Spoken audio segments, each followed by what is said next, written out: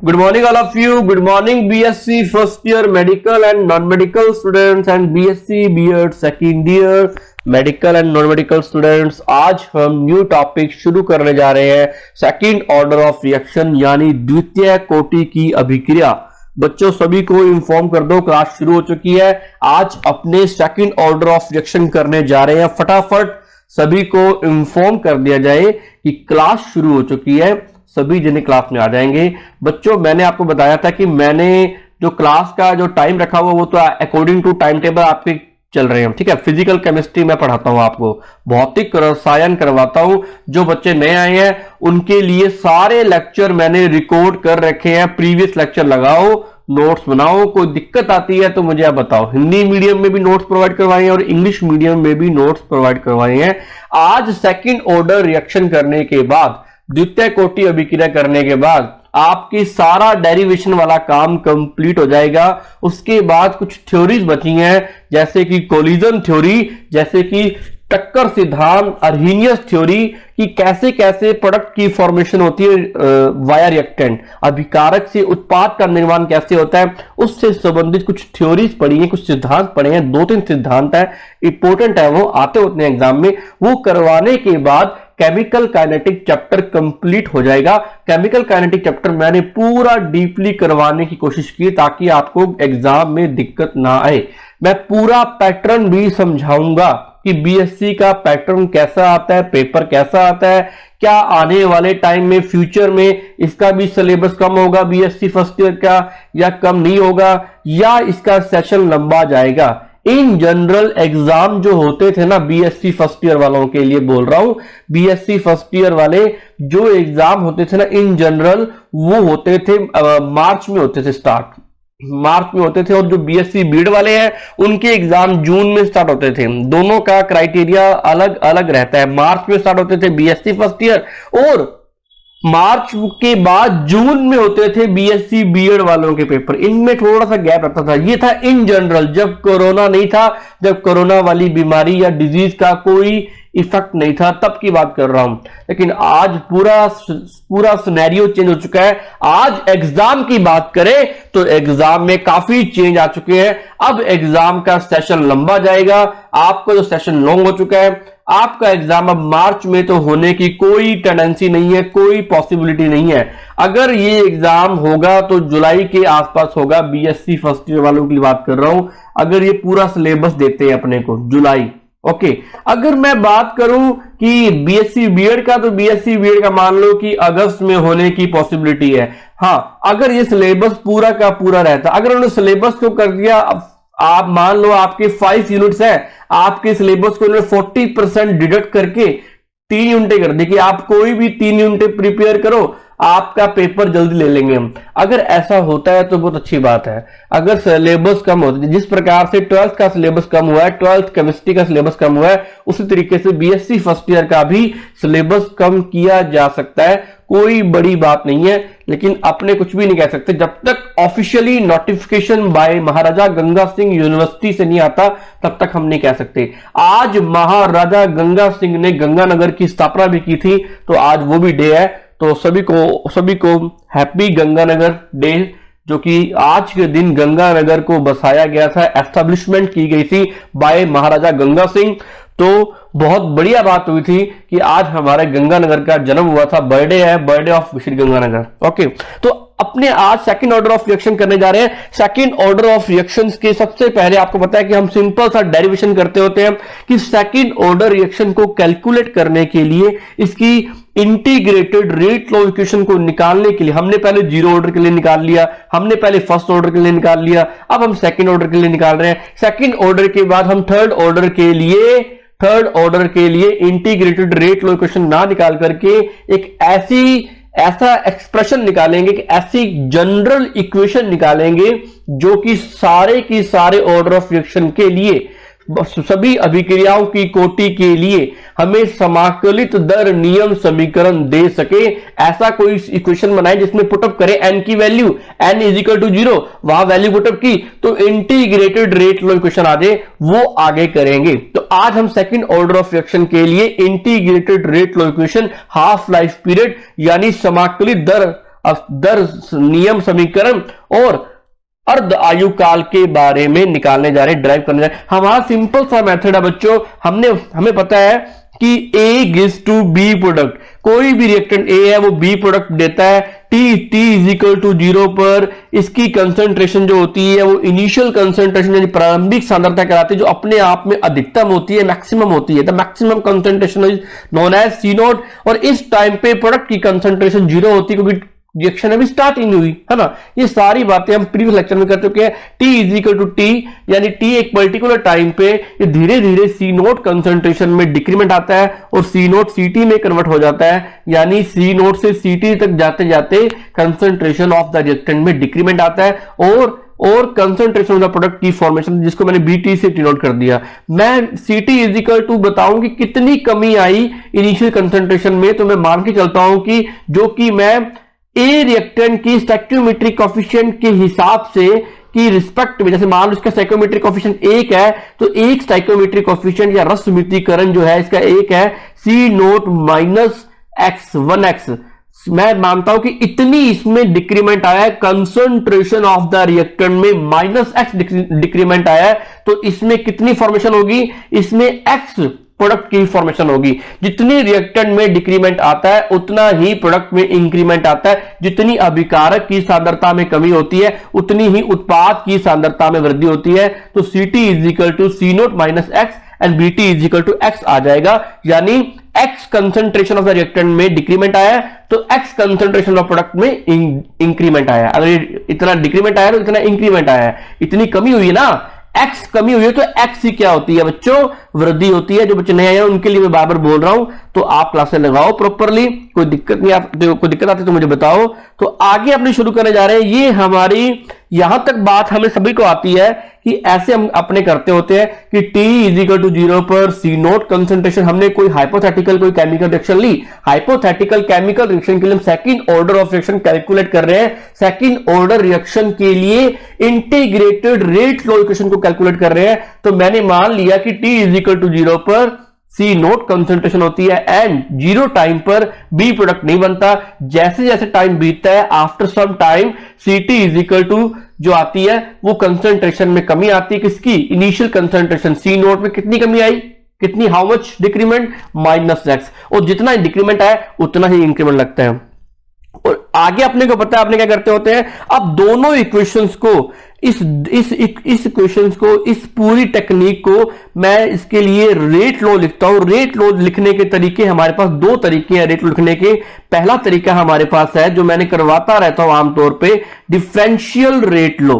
Differential rate law form में इसको लिखो। डिफरेंशियल रेट लॉ फॉर्म वो होती है कि जो change in concentration with respect to time, समय के सापेक्ष सांद्रता में परिवर्तन को ही दर्शाना, रिप्रेजेंट करना ही डिफरेंशियल रेट लॉ कहलाता है। अब मैं इस इक्वेशन को डिफरेंशियल रेट लॉ की फॉर्म में लिखूंगा। तो मैं कैसे लिखूंगा, तो इसका रेट ऑफ रिएक्शन निकालने का एक फॉर्मूला होता है, rate is equal to R is equal to, rate को R से रिप्रेजेंट करते हैं, rate of reaction is equal to the change in concentration. Rate of reaction क्या होता है, change in concentration of the reactant with respect to time. यहां minus क्यों आया, क्योंकि माइनस क्या मतलब होता है कि रिएक्टेंट की कंसंट्रेशन में डिक्रीमेंट आ रहा है, यानी अभिकारक की सांद्रता में कमी आ रही है। इसको बोलते हैं differential rate law form of the equation. इस रिएक्टेंट को मैंने डिफरेंशियल रेट लॉ की फॉर्म में लिख दिया। जिसको ये बात समझ में नहीं आती वो सारे प्रीवियस लेक्चर लगाओ कि डिफरेंशियल रेट लॉ क्या होता है, उनको समझ में आ जाएगा। हमें पता है कि यहां पर रिएक्टेंट A है तो मैं इसको A की फॉर्म में भी लिख सकता हूं, the change in concentration of the reactant A with respect to time, minus का सिंबल लगा दो, इसको दे दो क्वेश्चन नंबर फर्स्ट। ये हम आमतौर पे करते आए हैं। ये मैंने A को लिया क्योंकि यहां पर A रिएक्टेंट है।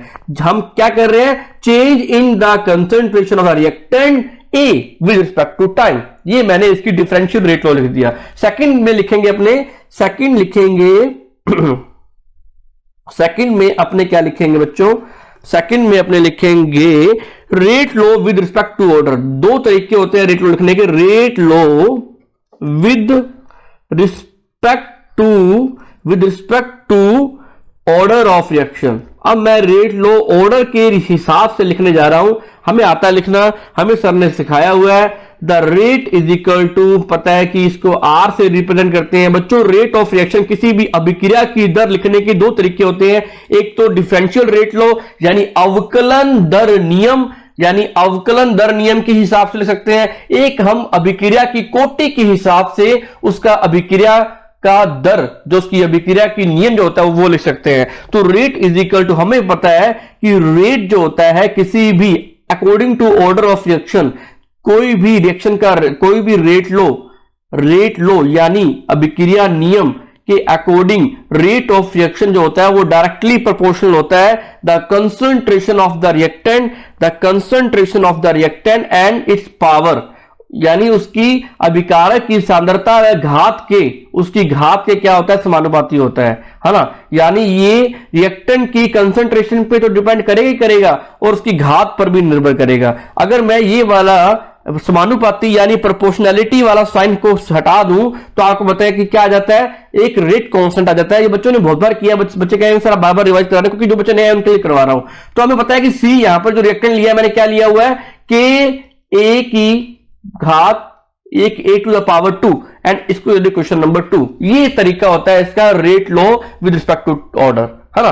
तो रेट इज इक्वल टू क्या आ गया, के सी की square is equal to K A to the power 8 A to the power 2, equation number 2। This is the rate law with respect to order of reaction. This is, यह एक प्रकार का दर नियम है किसकी, अभिक्रिया की कोटि के बिहाफ पे। हमें यह भी क्या बता रहा है, इक्वेशन नंबर फर्स्ट क्या बता रही है, रेट लो बता रही है। ये देखो क्या बता रही है बच्चों, रेट लो। सेकंड इक्वेशन भी क्या बता रही है, रेट लो। तो दोनों इक्वेशंस को इक्वेट करने पर, equation number first and equation number 2, equate the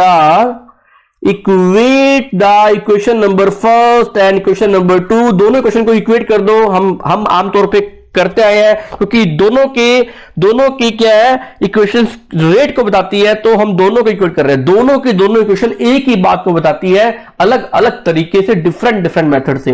तो मैंने क्या किया, दोनों इक्वेशंस को मैंने क्या कर दिया, इक्वल कर दिया। फटाफट करने जा रहे हैं बच्चों, आपका टाइम नहीं लेंगे। चलो बच्चों करते हैं अपने फटाफट। चलो तो फटाफट मैंने क्या किया, DC is equal upon dt with respect to time, KC के इक्वल रख दिया मैंने, इक्वेशन नंबर फर्स्ट और इक्वेशन नंबर 2 को इक्वल रख दिया।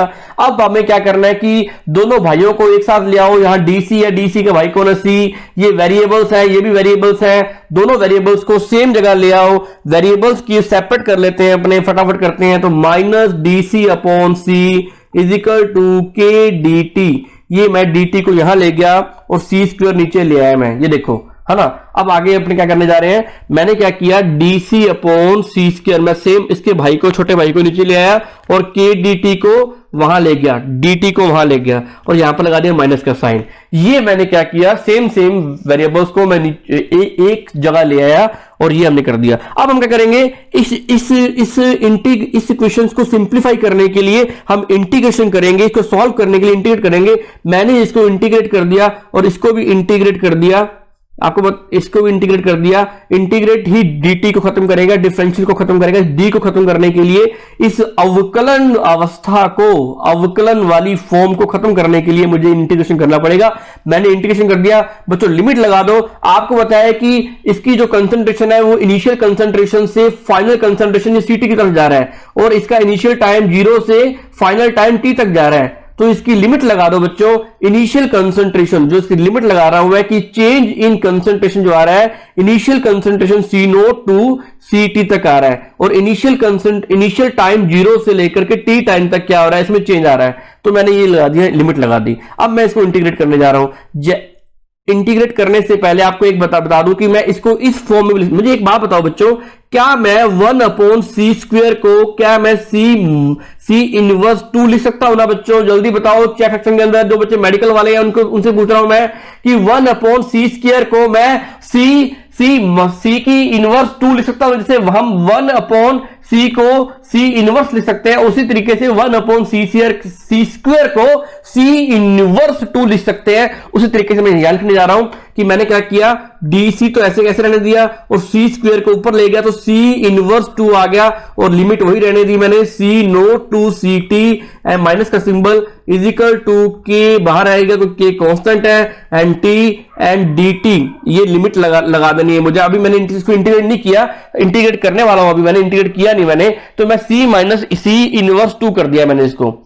अब मैं इसको प्रॉपर्ली इंटीग्रेट करने जा रहा हूं। प्रॉपर्ली इसके लिए एक फॉर्मूला होता है बच्चों, अब मैं तुम्हें एक फॉर्मूला समझाने जा रहा हूं कि इसको कैसे सॉल्व करें, how to solve d c and c inverse 2। इसके लिए एक फॉर्मूला होता है, इंटीग्रेशन का फॉर्मूला होता है, वो मैं तुम्हें साइड में समझाने जा रहा हूं कि उसको कैसे सॉल्व करते हैं, वो तुम समझ लो बच्चों।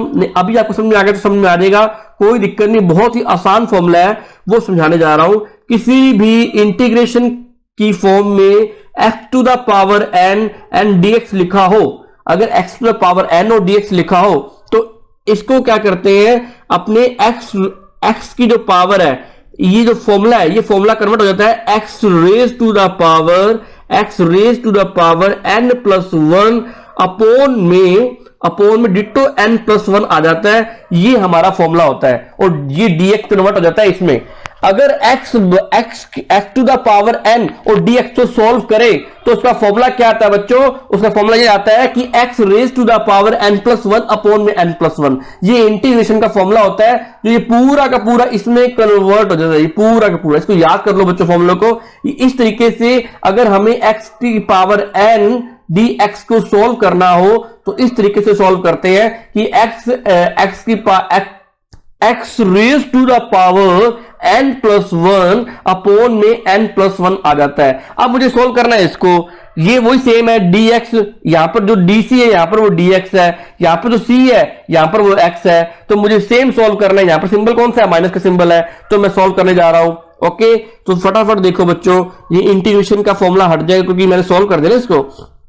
अब मैं सोल्व कर रहा हूं, सोल्व करते ही क्या होगा, c की power c raise to the power minus का है तो -2 प्लस 1 अपोन में -2 प्लस 1 ये आ गया, और लिमिट क्या लगा रखी थी, c naught to C T and K T की लिमिट क्या लगा रखी थी, 0 टू t। यहां तक किसको समझ में नहीं आया, ये फॉर्मूला समझ में आया बच्चों? ये देखो c टू द पावर -2 मैंने समझाया है कि c की पावर x हो, c raise to the power x हो या x की पावर n हो, जो भी पावर हो, x raise to the power n is convert to x raise to the power n plus 1 and upon में n plus 1, c raise to the power -2, तो मतलब क्या है, c raise to the power -2 plus 1 and c raise upon में -2 plus 1। -2 को -2 मैंने ऐसे रहने दिया, मैंने नए लगा दिया, प्लस 1 लगा दिया, यहां पर जो भी होगा उसके यहां लगा दो प्लस 1, यहां जो भी होगा उसके नीचे लगा दो प्लस 1, तो -2 प्लस 1 -2 प्लस 1 दोनों, ये एक तो पावर में आ गया,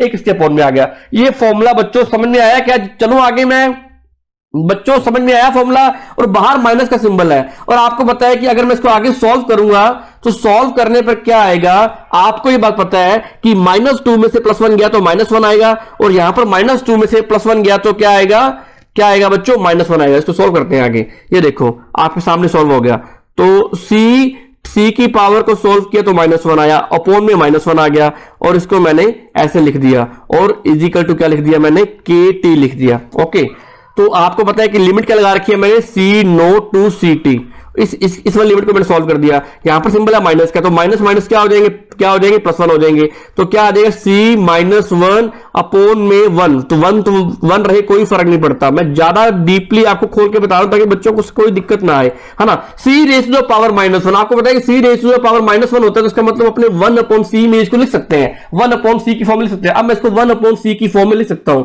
1/c note to C T, ये इसकी क्या है, लिमिट्स है, लोअर लिमिट एंड kt। अब मैं इसको सॉल्व करूंगा, 1/c की दोनों लिमिट्स को मैं सॉल्व करूंगा तो क्या आएगा निकल के, मैं सॉल्व करने जा रहा हूं बच्चों, ये देखो कि क्या निकल के आएगा। तो मैं सॉल्व कर रहा हूं कि 1/ upper limit minus lower limit, तो 1/c में से माइनस करना, c की दोनों लिमिट लेके चलनी है, 1/ct minus 1/c naught is equal to kt। मैं k को वहां ले जाऊंगा तो kt T इजिकल टू क्या आ गया 1 अपॉन के, ब्रैकेट क्लोज कर दो, close, 1 upon C T minus 1 upon C naught. ये हमारा एक फाइनलाइज इंटीग्रेटेड एक्सप्रेशन आ गया फॉर सेकंड ऑर्डर रिएक्शन के लिए। ये हमारी integrated rate law equation for second order reaction के लिए आ गई। बच्चों कोई डाउट हो तो बताओ फटाफट, यहां तक समझ में आया? जल्दी बताओ। ये सिंपल एक्सप्रेशन आ गया बच्चों, ये एक सरलीकरण कर लिया हमने। द सिंपल एक्सप्रेशन फॉर किसके लिए? सेकंड ऑर्डर रिएक्शन के लिए, यानी इंटीग्रेटेड रेट लॉ इक्वेशन हमने कैलकुलेट कर ली। इस तरीके से हमने किया, बिल्कुल सिंपल वे में जैसा हम करते आ रहे हैं। जो बच्चे नए हैं उनके लिए बता रहा हूं मैं, आपको कोई भी दिक्कत नहीं आने वाली। चलते हैं आगे बच्चों, ये हमने कैलकुलेट कर लिया, ये हमारी सिंपल आ गई। आगे हम हाफ लाइफ पीरियड कैलकुलेट करने जा रहे हैं। Half life period for second order reaction, यानी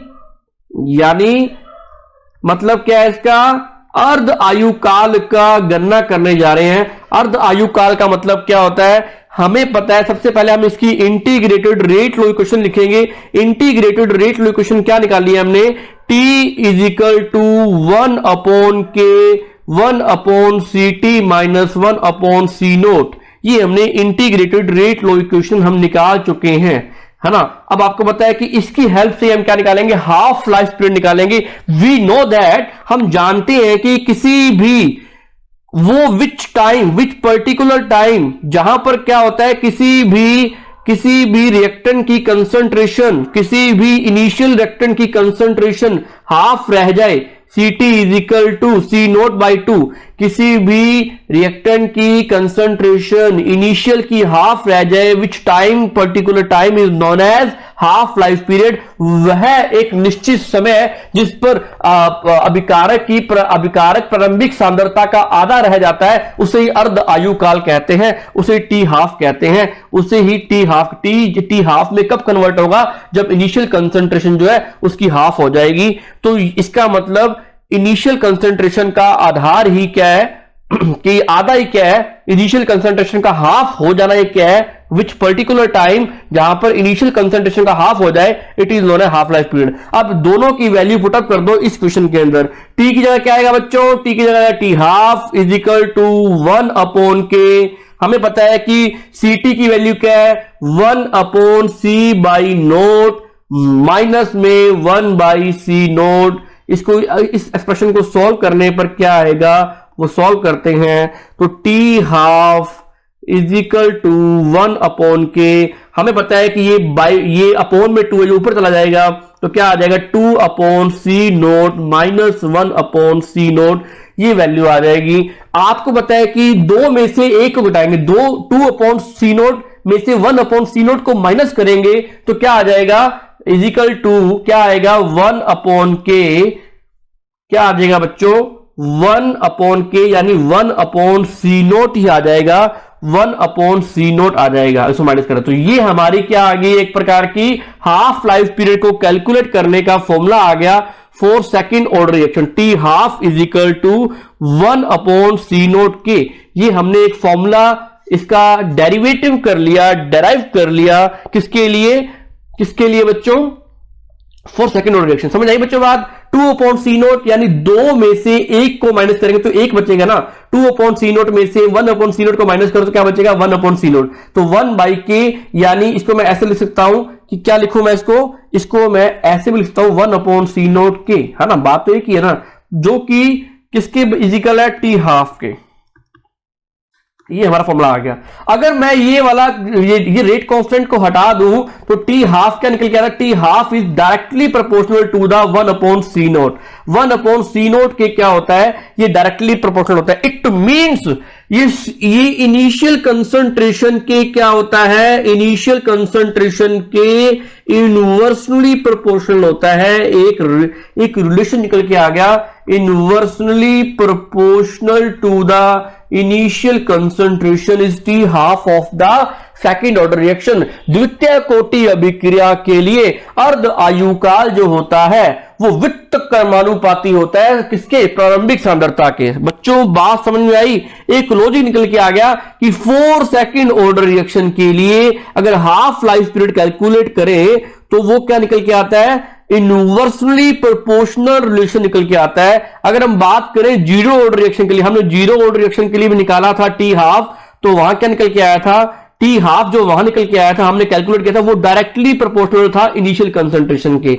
मतलब क्या होता है डायरेक्टली प्रोपोर्शनल का, कि अगर आप सी नोट की कंसंट्रेशन को इंक्रीज करोगे तो टी हाफ भी बढ़ जाएगा। जैसे जैसे प्रारंभिक सांद्रता बढ़ाओगे उसका अर्ध आयु काल भी बढ़ जाएगा। मतलब initial the increase of the initial concentration, the increase is half life period of zero order reaction. समझ आई बच्चों बात? इसका मतलब ये है, अगर यहां पर आप इनिशियल कंसंट्रेशन को इंक्रीज करोगे तो half life period of second order reaction को डिक्रीमेंट आएगा, है ना।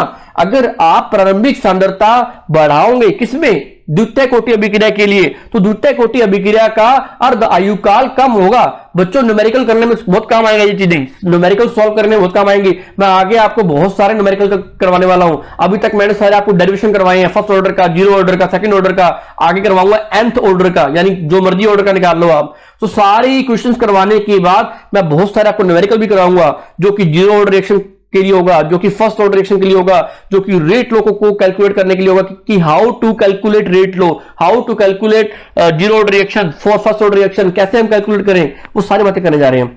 तो बच्चों टी हाफ डायरेक्टली प्रोपोर्शनल आ गया, ये हमने किया था, किसके लिए किया था बच्चों, ये अगर इसका मैं रिलेशन निकालूं तो टी हाफ क्या आया था हमारा, T half is equal to C naught upon 2k। ये हमारा 4 जीरो ऑर्डर रिएक्शन के लिए एक रिलेशन आया था, एक संबंध आया था, जहां पर n इज इक्वल टू क्या होता है, जीरो ऑर्डर रिएक्शन होता है, है ना। ये हमने जीरो ऑर्डर के लिए निकाला था। अब बात करते हैं कि हमने फर्स्ट ऑर्डर के लिए क्या निकाला था। हमने फर्स्ट ऑर्डर के लिए टी हाफ जो निकाला था, फॉर फर्स्ट ऑर्डर के लिए क्या निकाला था, T half is equal to, बच्चों को सारा को याद है, T half is equal to 0.693 by K. ये था हमारे फर्स्ट ऑर्डर रिएक्शन के लिए, यानी फर्स्ट ऑर्डर रिएक्शन के लिए हाफ लाइफ पीरियड। इसका मतलब फर्स्ट ऑर्डर रिएक्शन में एक कंक्लूजन निकल के आया था कि for first order reaction it is doesn't depend upon the initial concentration of the reactant, कि प्रथम कोटि अभिक्रिया में प्रारंभिक सांद्रता पर अर्ध आयुकाल निर्भर नहीं करता, सिर्फ और सिर्फ जीरो कोटि अभिक्रिया में निर्भर करता है प्रारंभिक सांद्रता पर, द्वितीय कोटि पर करता है, लेकिन प्रथम कोटि की अभिक्रिया में यानी नहीं करता। तो यहां से एक अपनी चीज कंक्लूड कर पा रहा हूं मैं यहां पर एक टी हाफ को कंक्लूड करने पा रहा हूं। अगर मैं तीनों के लिए कंक्लूड करूं, तीनों सॉरी बच्चों,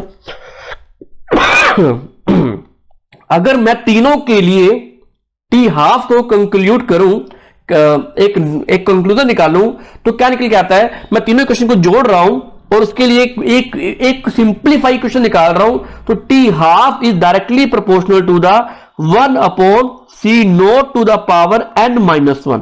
ये एक सिंप्लीफिकेशन फॉर्मूला आता निकल के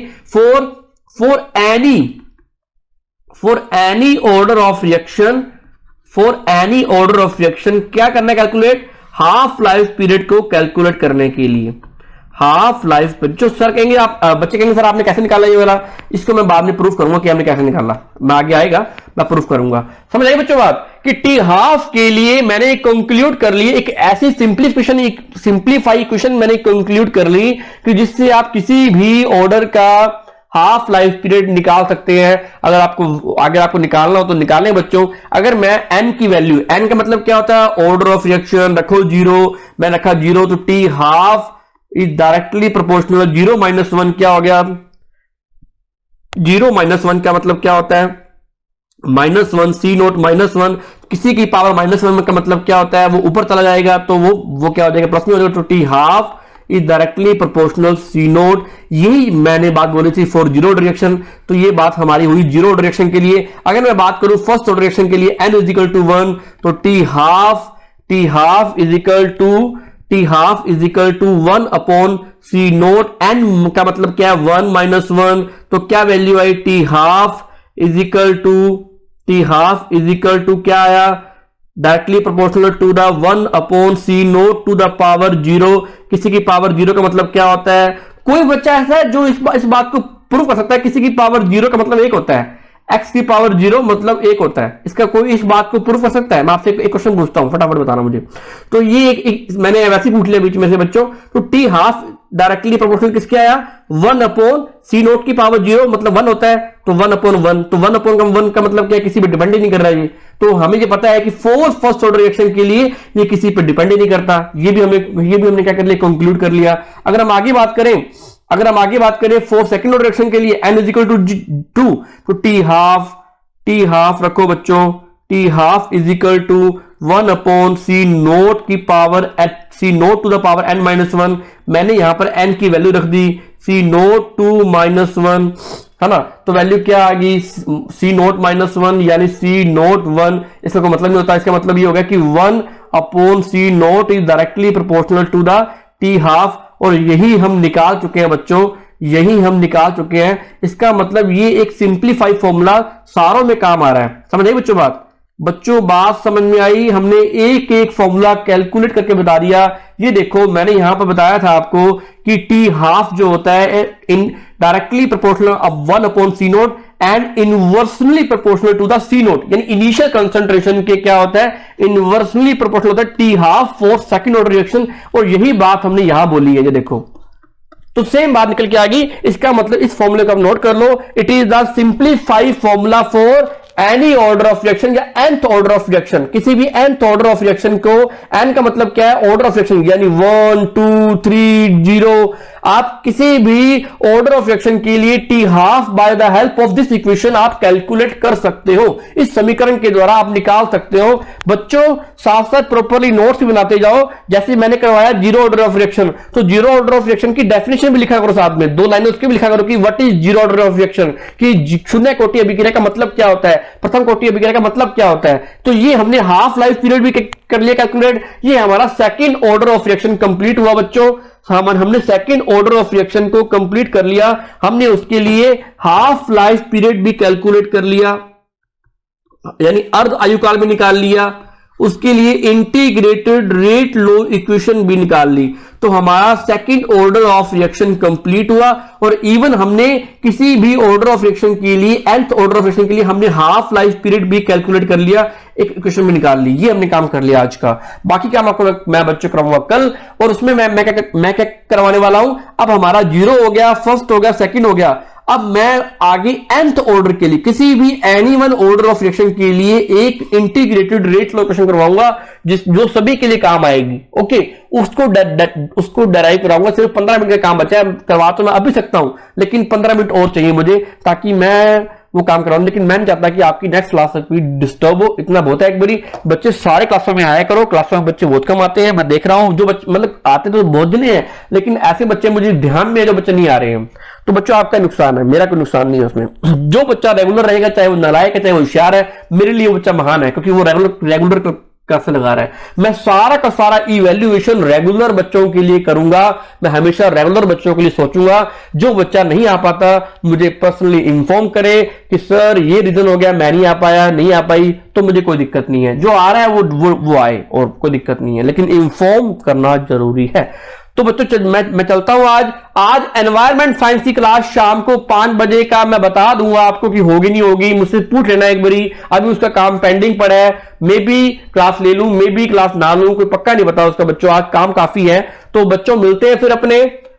किसी को कोई दिक्कत हो, कोई डाउट हो तो फटाफट पूछ सकते हैं। एनी वन ऑफ डाउट, कुछ भी बच्चे पूछ सकते हैं। बच्चों मेरे दिमाग में एक नया एक आइडिया आया है कि मैं आने वाले टाइम पे YouTube पे कुछ ना कुछ वाई सीरीज की क्वेश्चन मैं सीरीज स्टार्ट करूंगा।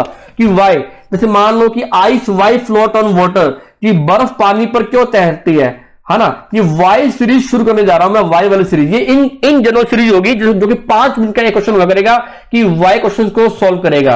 वो इनऑर्गेनिक से हो, ऑर्गेनिक से हो, फिजिकल से, जिससे मर्जी रिलेटेड हो, मैं वाई क्वेश्चन तो करवाया करूं। क्यों होता है ये, क्यों होता है वाई सीरीज को शुरू करने जा रहा हूं। मुझे चैट सेक्शन के अंदर बताओ कि क्या मैं ये शुरू करूं। ये मेरा इन जनरल मेरा पर्सनल इंटरेस्ट है। ये आपको कोई सिलेबस को कवर नहीं करता, लेकिन आपकी केमिस्ट्री को ठीक करेगा, क्योंकि आपके क्वेश्चन बहुत आते हैं वाई वाले। तो आपको ही फायदा है बच्चों। जल्दी बताओ चैट सेक्शन के अंदर, मैं करवाऊं ना करवाऊं in future, in next week करवाऊं स्टार्ट। क्या बच्चों जल्दी बोलो। ठीक है बच्चों, अगर आप कहोगे तो मैं करवा दूंगा। मैं वेट करता हूं आपका। अब मैं क्लास के एंड करने जा रहा हूं। जिसको लगे वो मुझे व्हाट्सएप पे चैट सेक्शन में बता देगा। जब सभी बच्चे एग्री करेंगे तब मैं वाई सीरीज को स्टार्ट करूंगा और बड़ी इंटरेस्टिंग सीरीज हुआ करेगी। सिर्फ 10 मिनट की, सिर्फ 5 मिनट का लेक्चर हुआ करेगा। जब मर्जी लगा लेना, आपको छूट हुआ करेगी। ओके बच्चों, चलते हैं फिर अपने। बाय बच्चों, थैंक यू। कल करेंगे बाकी पेंडिंग वाला काम। मतलब कल अपने nth ऑर्डर ऑफ रिएक्शन करके सारी कंप्लीट हो जाएगा अपना। उसके बाद अपने थ्योरी शुरू करेंगे, जो कि सिर्फ थ्योरीज होंगी, उसमें कोई डेरिवेशन नहीं होगा। बाय बच्चों, थैंक यू। बाय बच्चों।